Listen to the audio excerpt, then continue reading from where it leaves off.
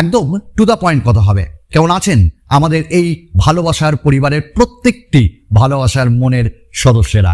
আশা করি প্রত্যেকে ভালো আছেন। আর আমি হলাম আপনাদের সেই পুরনো সুমনদা। তবে যেমনটি বললাম, টু দ্য পয়েন্ট কথা হবে। আজকের টেক আপডেটগুলো, টেক নিউজগুলো অবশ্যই খুব এনজয় করবেন। তবে একটা খবর শুনে আপনাদের খুব দুঃখ লাগবে এবং বিস্মিতও হবেন যে এত বড় একটা ব্র্যান্ড অবশেষে উঠে গেল। মানুষজন কি করবে আফটার সেল সার্ভিস নিয়ে? কি সঙ্গে আছেন তো? চলুন তাহলে শুরু করা যাক। আচ্ছা, প্রথমে যে আপডেট সেটা দেব আইকিউকে দিয়ে। কি একটা ভালো স্মার্টফোন চাইতো, একটা ফ্ল্যাগশিপ কাইন্ড অফ স্মার্টফোন চাইতো, কিন্তু কম বাজেটের, তাই তো? চলো, আইকিউ পক্ষ থেকে আইকিউ নিও 7 প্রো, এটা মোটামুটি 20 জুন লঞ্চ হচ্ছে ইন্ডিয়াতে।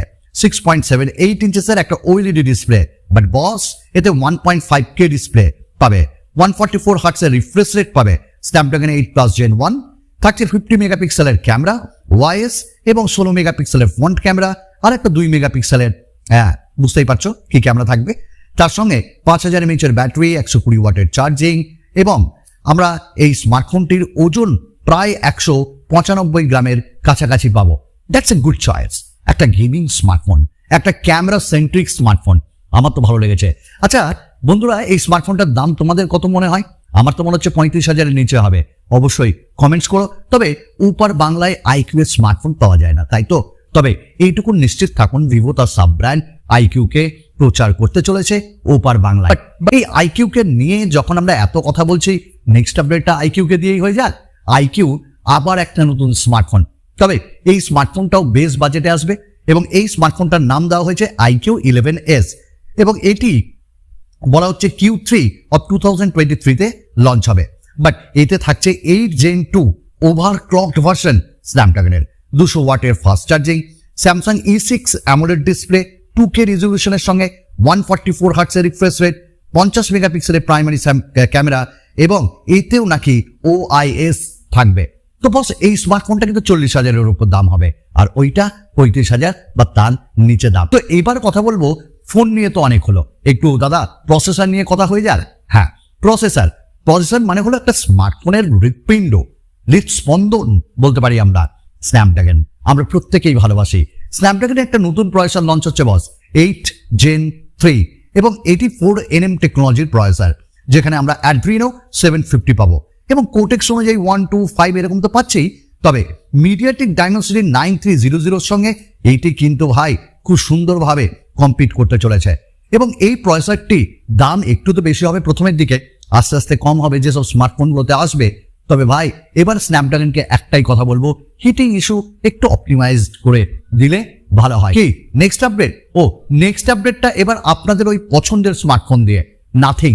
তো নাথিং মানে কিছুই না তা না, নাথিং ফোন টুর আরো কিছু আপগ্রেডেড জিনিসপত্র আসছে, কিছু নতুন নতুন স্পেক্স বেরিয়ে এসছে।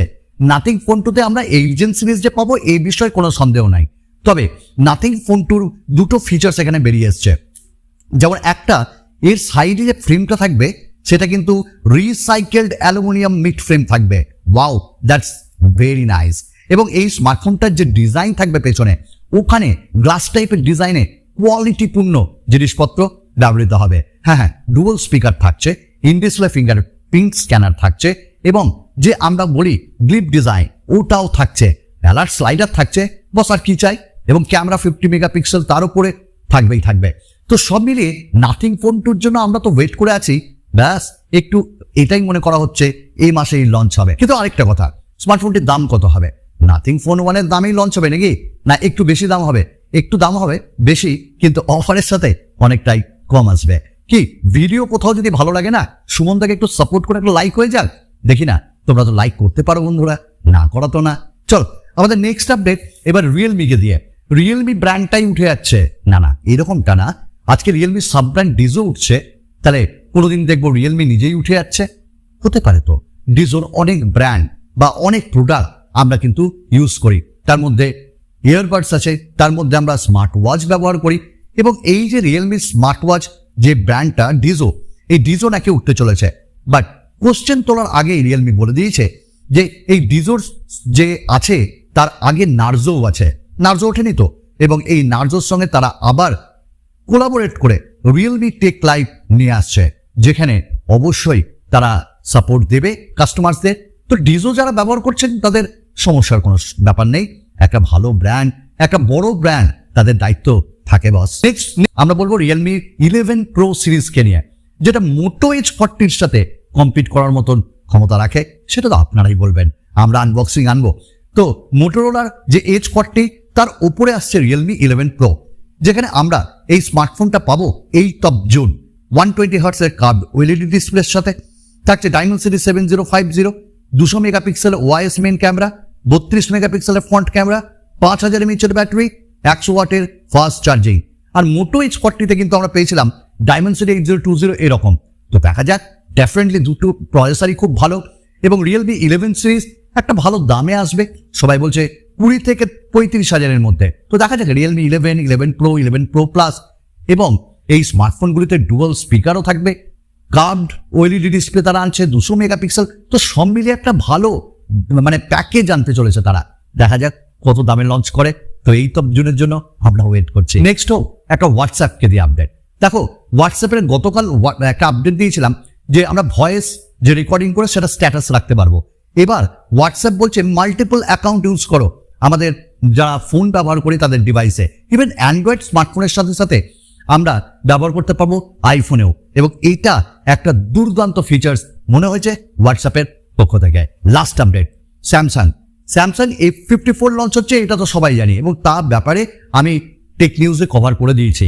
এবার M54 দেখো ভাই, F54 যা পাবা M54 তাই পাওয়া যাবে, এবং এটি অ্যামাজন বেসড হবে।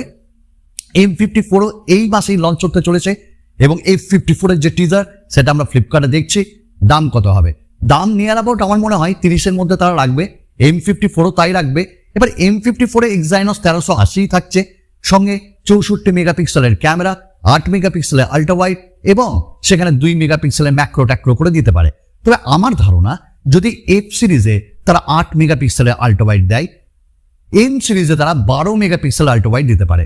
বাট আমরা 32 মেগাপিক্সেলের সেলফি ক্যামেরা পাবো, 6000 mAh 5000 mAh করে ব্যাটারি পাবো, এবং একই সাথে 25 ওয়াটের ফাস্ট চার্জিং, সাইডে ফিঙ্গারপ্রিন্ট স্ক্যানার। ডিজাইনও প্রায় এক হবে, জাস্ট একটু এদিক ওদিক। ব্যাস এই স্মার্টফোনটাও আসছে, এবং দেখি M54 এই মাসে কবে স্যামসাং লঞ্চ করে অফিসিয়ালি, এবং দাম মনে করা হচ্ছে 30 থেকে 32-এর মধ্যে থাকবে। উপর বাংলাতে একটু বেশি দাম হবে। যাই হোক, আজকে এইটুকুনি ছিল। আগামী দিনে আরো নতুন নতুন ভিডিও নিয়ে আপনাদের সকলের সামনে হাজির হবে আপনাদের প্রিয় পুরনো সুমনদা। ধন্যবাদ।